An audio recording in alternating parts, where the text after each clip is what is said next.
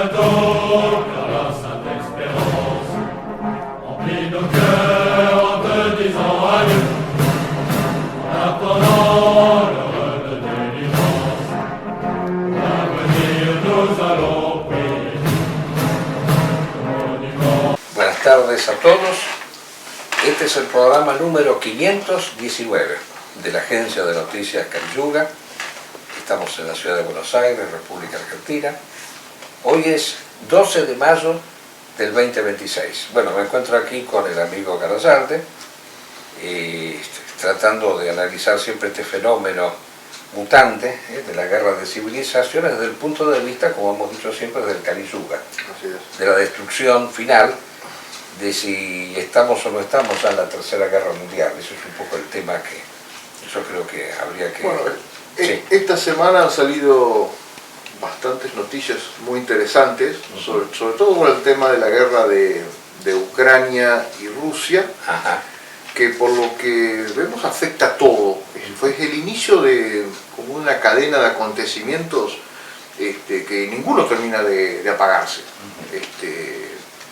Es una cadena que llega hasta la India. En este momento, como es una amenaza entre Pakistán y la India, Pakistán intermediario entre la guerra entre Irán y los Estados Unidos, y el problema del petróleo, que benefició en su momento a Rusia, pero en este momento Rusia está perdiendo su principal refinería de petróleo en el Mar Negro en esta guerra con Ucrania. Y bueno, el planteamiento es ese. ¿Qué es lo que está pasando en Rusia, que es el inicio de toda esta cadena? Bueno, yo creo que tenemos que remontarnos a lo que pasó hace más de 4 años, justamente el mes de febrero, porque pareciera ser que el mes de febrero es un mes fatídico, porque se ha iniciado la guerra de Ucrania y se ha iniciado este 28 de febrero la guerra en contra de Irán. Yo creo que así como Afganistán ha sido la debacle de la Unión Soviética, Ucrania a todas luces es la debacle del régimen euroasiático, putiniano, no sé cómo llamarlo, ¿no? Pero que es la continuidad histórica de ese imperialismo ruso bolchevique que está expandiéndose por el mundo, y que, bueno, con el señor Putin no ha tenido mayores modificaciones, salvo algunos detalles que yo diría que son peores que la época del comunismo ruso, ¿no? Porque, como hemos dicho nosotros, mientras que el señor Stalin, yo pienso que debido digamos así, a estar atrasado tecnológicamente, asesinaba unos pocos opositores al exterior, yo pienso Trotsky o algún otro, ¿no? Bueno, el señor Putin lleva asesinado por lo menos un centenar de opositores en el exterior, a través de este famoso procedimiento del polonio, por el cual, bueno, es mucho más fácil matar a las personas porque es una, digamos así, un veneno invisible que se pone en el té y que elimina a las personas y que uno ni se da cuenta que está tomando eso. Pero yo quiero señalar ciertos detalles fundamentales que demuestran a todas luces la debacle de este régimen putiniano y por lo tanto, bueno, ciertas perspectivas que se abren en el mundo que son muy importantes. En primer lugar, digamos que en 5 años de guerra casi, porque ya hemos ingresado al 5.º año, bueno, digamos primero que esta guerra ha superado en extensión lo que fue la guerra contra Alemania, la Segunda Guerra Mundial, que no duró tantos años, duró 4 años nada más. Bueno, esta ya dura más de 4 años. Las pérdidas rusas han sido incalculables. Los avances militares en esta guerra han sido insignificantes y se calcula que si los avances territoriales se siguen dando a este ritmo que se está dando ahora, de unas escasas ocupaciones de territorio en el Donbass, el señor Putin tardaría 33 años en ocupar el Donbass. Así que sería una guerra directamente interminable que no puede ser ganada de ninguna manera por Rusia, porque ha demostrado su total ineficacia, ineficiencia. Y además hay que resaltar aquí que Rusia ha acudido a voluntarios de otros países, por ejemplo norcoreanos, africanos, que son llevados así prácticamente engañados a luchar en Ucrania.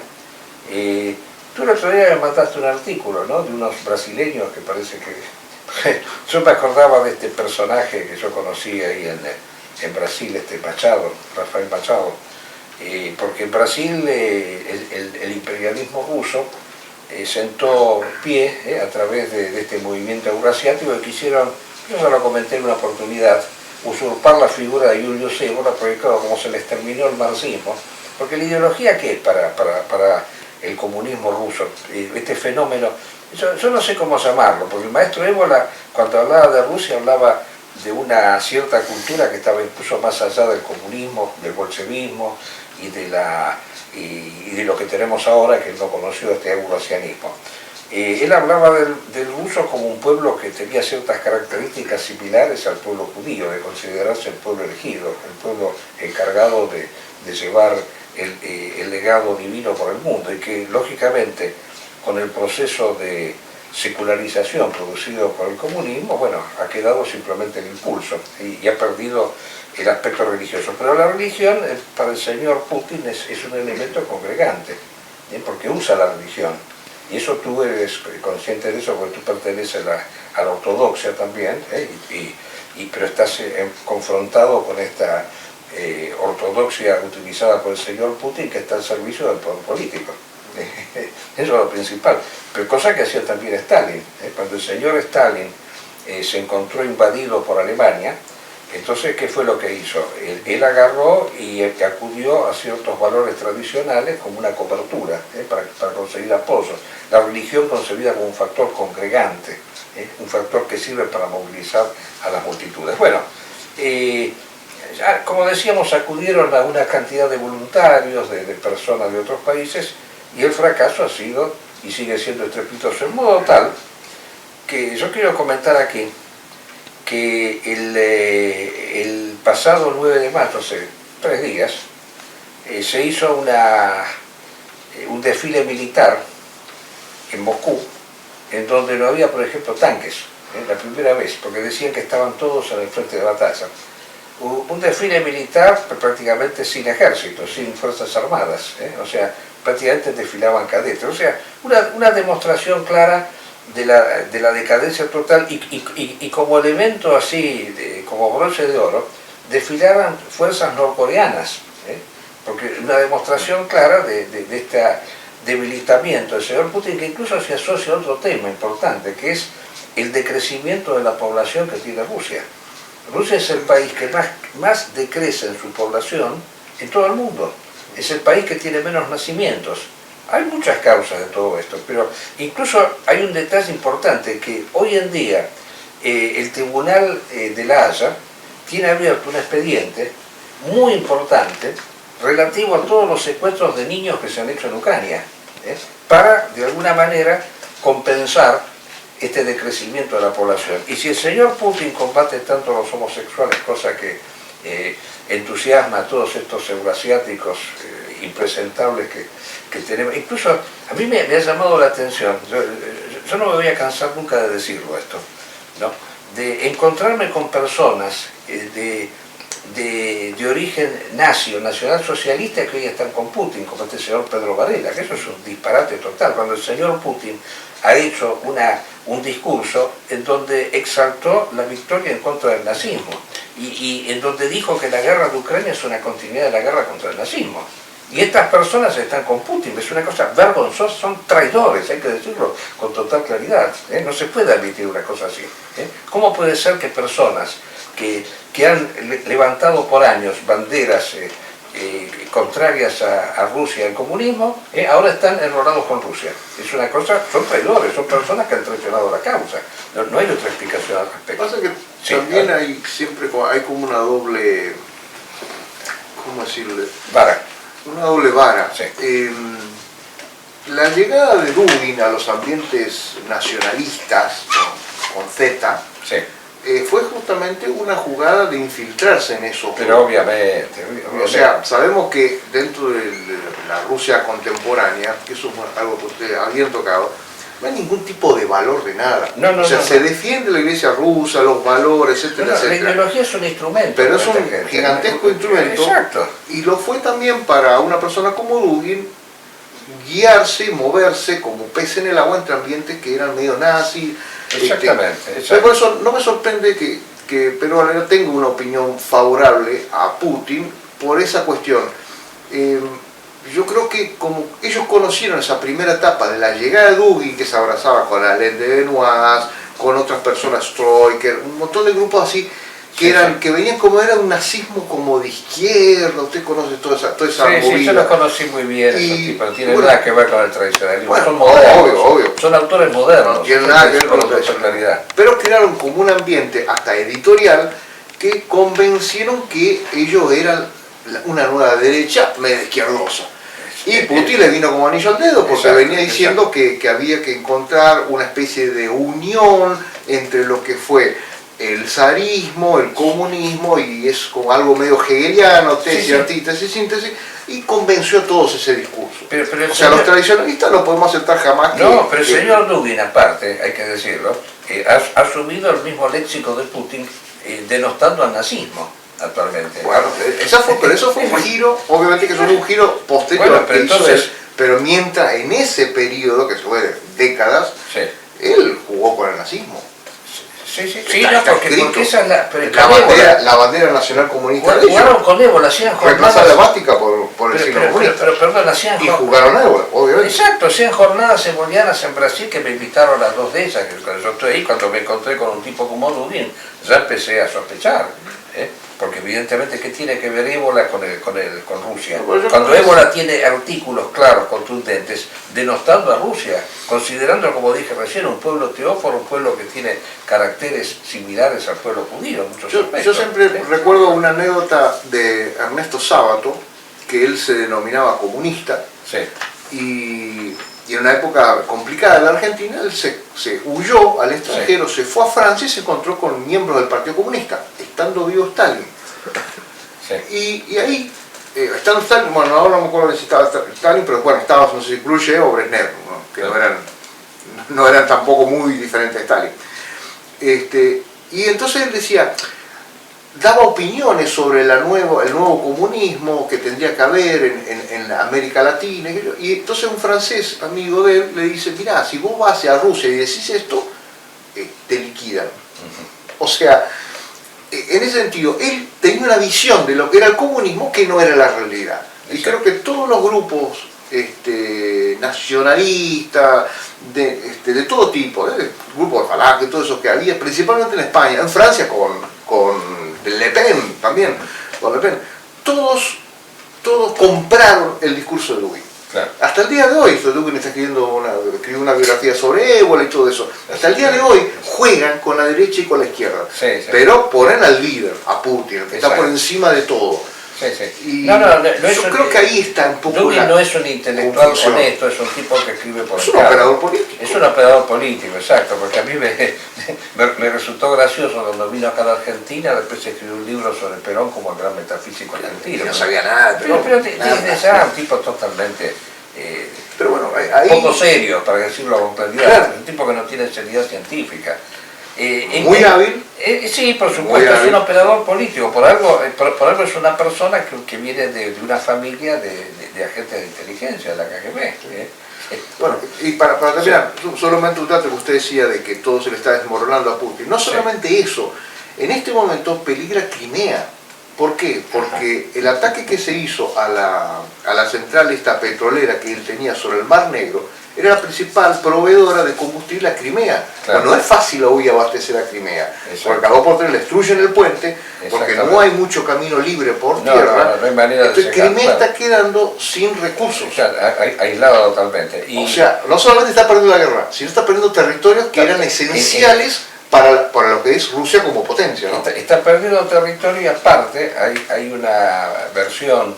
Perdón, y lo último, en este momento, en lo que es guerra tecnológica, Ucrania está enseñándole al mundo entero Sí, los sí. nuevos robots. Tiene pequeños los drones, los drones. no, en este momento tiene pequeños tanques sí. orugas Sí, no sí, sí. tripulados Sí, sí, sí. que mantienen el frente. Mantienen el frente, correcto. Mantienen el frente. Los- Y eso ha hecho, en una zona que le fue muy mal el año pasado, Sí. lograr hacer retroceder al hacer ejército retroceder ruso. al ejército ruso. Por eso los avances rusos hoy en día, a pesar de que ha cambiado el clima, ahora están entrando en la primavera y todo, pero lo mismo, o sea, son escasos. Como decía, ese informe que yo he estado viendo, que si avanzan a este ritmo, territorialmente, ocupan el Donbass, porque es nada más que el Donbass. Putin hoy, lo interesante es esto, que si en un primer momento Putin quería ocupar toda Ucrania y pensaba que Kiev caía en 3 días, ahora se conforma con el Donbass, nada más. Con Pero esa región. ya no lo va a conseguir, ya va a estar perdiendo Bueno, Crimea. esa que, como dices tú, está perdiendo Crimea, así que no, la situación es catastrófica y se habla abiertamente ya de un atentado en contra de Putin, o sea, de que puede ser sacado del medio. Sí. Ayer o anteayer, él hizo una declaración, con todo el desastre que tiene, ¿no?, en su propio país, dice que Rusia se está preparando para una futura enfrentamiento contra la OTAN europea. Contra la OTAN. El discurso de Putin fue graciosísimo porque dijo que los dos grandes enemigos han sido el nazismo y la OTAN. Sí. O sea, antes combatimos contra el nazismo, ahora contra la OTAN. Así que es sin duda. Europa está dando el mensaje que ellos quieren para finales del 2030 estar listos para una guerra. Exacto. O sea, le está diciendo a Putin, hasta acá llegaste. No, y creo que ese mensaje también cala hondo en los grupos dirigenciales rusos. Exacto. Dicen, nosotros no queremos una guerra con Europa. Sí, pero no podemos ni contra Ucrania, queremos una con Europa. Exacto, la gran esperanza de Putin era Trump. ¿no? Claro. Porque Trump ha demostrado que es muy parecido a Putin. Muy parecido. En muchos aspectos y le ha dado la espalda a Europa y a Ucrania. Y sin embargo, Ucrania es interesante que está resistiendo y no podemos decir que ha ganado la guerra, pero apunta a ganarla. ¿Quieres que pasemos ahora al tema Medio Oriente? Sí, porque si no nos... bueno, pero digamos 2 palabras finales de esto para terminarlo. Bueno, indudablemente la situación es del frente ucraniano es, pienso yo, altamente favorable desde el punto de vista de la guerra de civilización. Eso es lo que tenemos que decir, porque Ucrania está demostrando una capacidad militar que uno nunca pensó y nunca imaginó. Bueno, pasamos a... ¿qué querías decir? ¿Qué aspecto te parece interesante para debatir? Yo creo que en este momento lo que salió en el día de hoy es justamente que nuevamente hace escándalos por redes sociales el presidente Trump, criticando lo que el gobierno de Irán está pidiendo para lograr la paz completa. Más allá que en este momento el estrecho de Hormuz lo está manejando prácticamente Irán, porque Exacto. Los barcos pasan por el sector de ellos, no hay ningún inconveniente, o sea... Pero bueno, algunos de los puntos que están rechazando, eso quería un poco decirlo. Sí. Bueno, obviamente Irán está pidiendo el fin inmediato de toda la guerra, el levantamiento del bloqueo del parte de Estados Unidos, que eso también está del otro lado, garantía de que no haya nuevos ataques, y acá están incluyendo el tema Líbano. O sea, de alguna manera están diciendo a Trump, vos que manejás Israel, hace que dejen de atacar Líbano. Exacto. Porque después del alto del fuego siguieron matando militares del Hezbollah.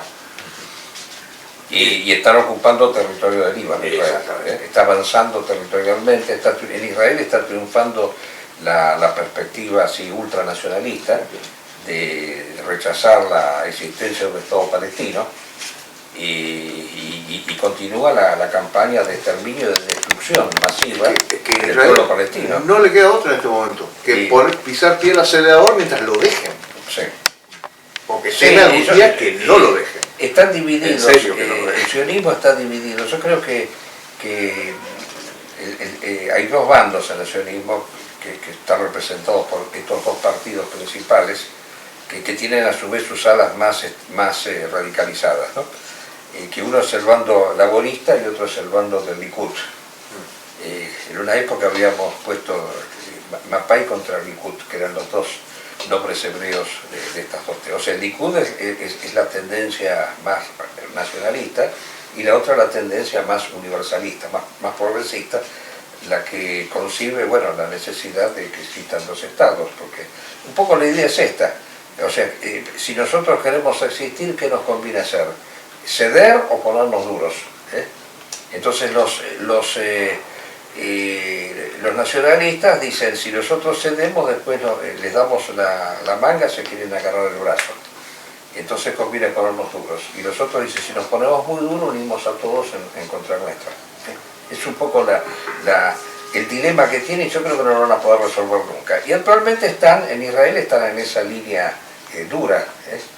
Por ejemplo, yo leía el otro día, ¿no?, que este ministro de defensa que tienen, Ben-Gvir, una cosa así, que es ultra extremista, dio orden para que invadan territorios de Cisjordania y arranquen todas las plantaciones de olivos. El árbol de olivo es un árbol centenario que para que produzca necesita décadas y décadas. Y bueno, todo para asentar colonias israelíes, ¿no? Así que sí, es grave, es grave. Pero con respecto a Irán, yo pienso, no sé si vos querías agregar, no, está bien. Yo voy a decir lo siguiente, ¿no?, que tiene una cierta similitud lo que Trump ha hecho respecto de Irán con lo que ha hecho Putin en Ucrania. Porque los dos creyeron que iban a resolver en pocos días la situación. De alguna manera el señor Trump se sentía alentado por su éxito en Venezuela. Pero evidentemente un régimen fundamentalista no es, como hemos dicho en otra oportunidad, lo mismo que un régimen laico y socialista como el del señor Maduro. Para el fundamentalista, que funda la política y la religión, no que utiliza la religión en función política, sino que para el fundamentalista la política es una rama de la religión, es diferente. Lo esencial es lo religioso, es Dios es lo fundamental. Y la política, bueno, es la manifestación de la orden de Dios sobre el mundo. Bien, el fundamentalista encuentra la vida como un tránsito y bueno, y la lucha es un medio para alcanzar la eternidad. Por lo tanto, no es lo mismo. Morir para un fundamentalista no es un drama, sino que es la coronación de algo. La muerte es la coronación de algo. Por lo tanto, igual, sí, a ver. para todos los oyentes, o sea, cuando nosotros hemos definido las cuestiones de fundamentalismo, ahora lo hacemos muy escuetamente. Sí. Pero hay bastantes cosas escritas sobre el tema para que no solamente sea esa cuestión de por qué nosotros consideramos que el fundamentalismo es una fuerza que tiene de alguna manera carácter tradicional. El carácter islámico, porque muchas veces se confunde el término, porque cuando se habla también hasta de fundamentalismo evangélico, protestante, nada que ver. Nosotros hablamos del Islam, que es la única religión que en estos momentos, el único contexto religioso que en estos momentos está dando una batalla, como corresponde contra el mundo moderno, como se está demostrando. Es una reacción a una invasión. A una invasión. Que ya lleva más de 70 años en todo lo que es Medio Oriente. Exactamente, exacto. Y bueno, la acción que Trump ha hecho en Irán, lejos de haberlo favorecido, lo ha perjudicado, porque al salir Khomeini, Khamenei, al eliminarlo, como ellos hicieron, lo mataron a él y a su familia y quedó el hijo medio inválido, pero lo que ha sucedido ahora es que han tomado el poder la Guardia Revolucionaria, que es mucho más radical y mucho más decidida, y el jefe de la Guardia Revolucionaria, que después te voy a dar la foto de él, ahora se me escapa un poco el apellido, pero espero que lo vamos a poner bien, ha dado un discurso tremendamente radicalizado y duro, donde diciendo que la guerra contra Estados Unidos es hasta el final, no tiene momentos de detención. O sea, nosotros vamos hacia la victoria, y nosotros no nos vamos a dejar de ninguna manera prepotear por Estados Unidos. O sea, esta guerra puede durar muchos años y Norteamérica, no es, como hemos visto, las guerras largas las rehúye totalmente. No, además depende también de la permanencia de Trump en el poder. Exactamente. Como hemos dicho, esta alianza Epstein, Sí. tarde o temprano no va a poder perdurar. Y con ello caerá todo como un castillo naipes, esperemos, ¿no? Porque Netanyahu, Putin, Trump, todos estos fenómenos en estos momentos que son obviar Milei nuestro, pero bueno, es medio triste poner Milei nuestro como No, algo por favor, eso amenazante. dejémoslo para el final ya como... Pero lo como cierto vos. es que Sí. tienen todos muy poco tiempo de estar en el poder, eso es la verdad. Exacto. Yo creo que estamos ya abiertamente en la Tercera Guerra Mundial. Eso no me cabe ninguna duda. Y... El otro día, Sí. perdón, el otro día leí algo que estaba muy interesante, que vio que Dugin hablaba siempre de este tema del mundo multipolar. Lo que en este momento justamente están queriendo hacer tanto Trump como el presidente Putin y Netanyahu es borrar todo rasgo de que exista un sistema multipolar, porque destruyen todas las leyes internacionales, pasan por encima de toda ley también de comercio, con los bloqueos unilaterales que hacen. Justamente es todo lo contrario de lo que están haciendo. Es la destrucción de un posible sistema multipolar, los tres. Sí, yo quiero llegar a lo siguiente, ¿no? Porque esta nueva derecha considera una falsa dialéctica, que es la lucha entre la globalización y la multipolaridad. Y yo creo que el mundo multipolar es también moderno como el mundo, como la globalización. Y yo creo que hay dos globalizaciones. Además económica. Hay dos globalizaciones. Una es la globalización moderna, que está representada tanto por Trump como por Netanyahu y por Putin. Y otra es la globalización tradicional, que está representada por el fundamentalismo islámico, que es una lucha por ideas, por concepciones del mundo. Es una guerra entre la tradición y la modernidad, que son dos polos opuestos, dos polos globales opuestos. O sea, no creo que acá la dialéctica sea entre, como dice la nueva derecha, mundo multipolar contra mundo global. No, dos globalizaciones contrapuestas, dos universalismos contrapuestos, modernidad contra tradición. Esa tiene que ser la perspectiva. Por eso estamos en contra de esta nueva derecha representada por estos movimientos euroasiáticos, neonazis y todo lo que sea. Son enemigos nuestros, son la cara, digamos así, derechista, entre comillas, de la modernidad. Y no es casual que terminen la mayoría de esos, si no lo apoyan a Putin, lo apoyan a Netanyahu, lo apoyan a Trump. Es indudable, es indudable. Porque acá lo que se nota, a mí me faltó decir con respecto al tema de Rusia, yo que tengo varios años encima, yo me acuerdo lo que era la época del comunismo. Había jóvenes que adherían al comunismo porque estaban, digamos así, extasiados por los progresos del comunismo, lo veían como podría decirse, la alternativa frente a los Estados Unidos. El paraíso en la tierra. El paraíso en la tierra, exacto. Vivían ahí extasiados con los avances de la Unión Soviética, cuando mandaron a Gagarin a dar la vuelta al mundo con el satélite. Bueno, es el triunfo de la tecnología del comunismo sobre el capitalismo, que se demuestra que es mucho mejor. Bueno, estos fenómenos euroasiáticos nuevos derechistas con respecto a Rusia son exactamente iguales de los que se vivieron en la época del comunismo, de gente que se extasia con estos pretendidos éxitos o estas pretendidas expresiones ideológicas que tiene el señor Putin, la lucha contra los homosexuales, la lucha contra el aborto y todo lo demás. ¿Qué importancia tiene? Igual que Milei. Igual que Milei acá. Que las últimas elecciones, ¿por qué ganó? También que sea un poco reduccionista. Sí. Ganó porque hubo un salvataje aparente de parte de Estados Unidos, entonces todos votaron a Milei porque Trump lo apoyaba. Exacto. Exactamente. ¿Qué más podemos decir de los votantes argentinos? Exactamente. Bueno, yo concluyendo, estamos en la Tercera Guerra Mundial. La Tercera Guerra Mundial quiere decir que este fenómeno de lucha, de guerra, se está expandiendo por todas partes actualmente. Nos faltó hablar del África también, sería largo. En Malí el fundamentalismo está avanzando, ha logrado echar a los rusos de Malí. Y Rusia está sacando tropas porque las necesita en Ucrania. Lo necesita en Ucrania, exactamente. O sea, en Malí salieron corriendo los rusos de Malí, que estaban apoyando al régimen colonial de así. Así que, bueno, por eso la guerra se está expandiendo por todas partes. Estamos en la Tercera Guerra Mundial. Las guerras mundiales no se declaran. En algún momento uno se da cuenta que es una guerra mundial. La Primera Guerra Mundial no es que se declaró la Primera Guerra Mundial. Se dieron cuenta de que se había mundializado el conflicto. Y esto es lo que está pasando ahora. Bueno,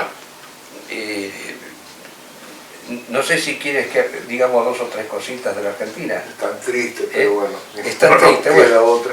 No nos queda otra. Hay una marcha universitaria en estos momentos, porque además de demoler, yo no sé qué cosa buena, no hay una sola cosa buena que haya hecho este gobierno, me cuesta a veces.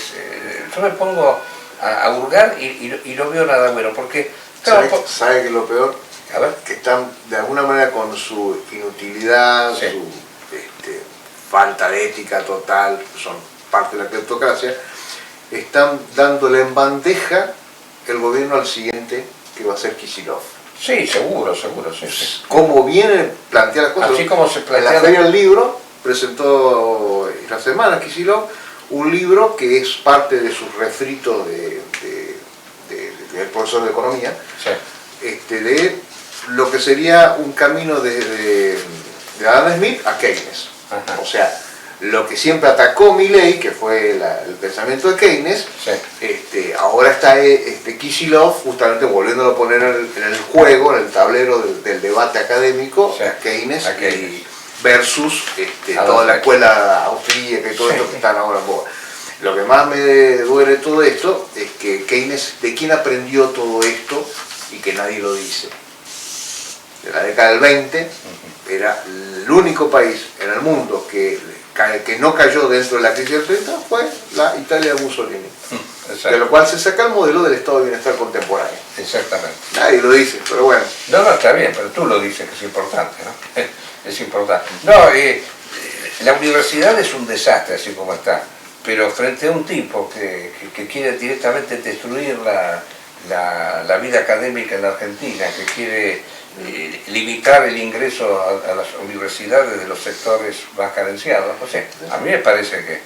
Sí, por lo menos uno que haya termina- debate, ni siquiera eso existe. No, nada, porque todo se dirime a través de una liquidación del presupuesto universitario. En realidad lo que habría que hacer es debatir las ideas que se inculcan en la universidad, la formación académica, eso es lo que habría que debatir. Así que como tú dices, lo que este hombre logra es que los sectores así de izquierda que uno también rechaza, terminen después siendo los que van a venir. Es una perpetuación de la mediocridad. La perpetuación de la mediocridad, exactamente. Y bueno, así son las cosas en la República Argentina. Hay mucho para decir de la corrupción que existe, ¿no? De este caso Adorni, ni vale la pena ingresar. Bueno, hasta el próximo programa, si Dios quiere. À bientôt, car la sainte espérance remplit nos cœurs.